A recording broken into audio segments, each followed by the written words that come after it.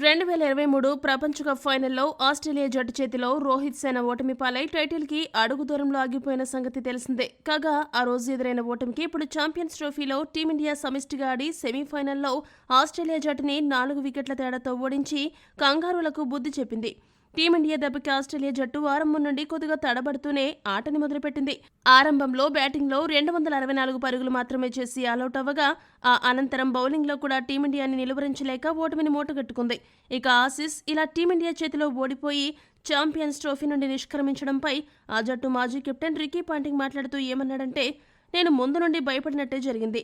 Team India జట్టు champions ట్రోఫీలో అడుగుపెట్టిన తర్వాత చాలా పటిష్టంగా మారిపోయింది. ఆ జట్టులో ప్రతి ఒక్కరూ మంచి ఫామ్లో ఉన్నారు. ఒక్కో మ్యాచ్లో ఒక్కో ఆటగాడు ఛాంపియన్లు ఆడుతూ టీమిండియాకు సునాయాసంగా గెలుపులను అందిస్తున్నారు. ముఖ్యంగా ఈ టోర్నమెంట్ ముందు వరకు అసలు ఫామ్లో లేని కోహ్లీ ఒక్కసారిగా మంచి టచ్లోకి వచ్చి ప్రత్యర్థులకు వణుకు పుట్టిస్తున్నాడు.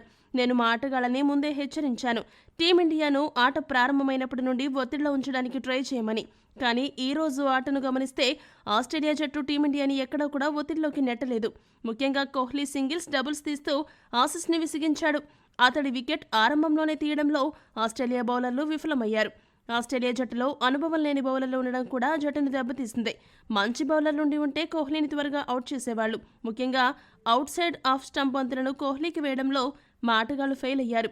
కోహ్లీని త్వరగా అవుట్ చేస్తేనే గెలుస్తామని ముందే హెచ్చరించినా మా ఆటగాళ్లు పట్టించుకోలేదు. కోహ్లీ కోసం సరైన ప్లానింగ్ చేయలేదనిపించిందని పాంటింగ్ పేర్కొన్నాడు. ఈ వీడియో గనక మీకు నచ్చినట్టయితే లైక్, షేర్, కామెంట్ చేయండి. మరిన్ని స్పోర్ట్స్ అప్డేట్స్ కోసం మా ఛానల్ను సబ్స్క్రైబ్ చేసుకోండి.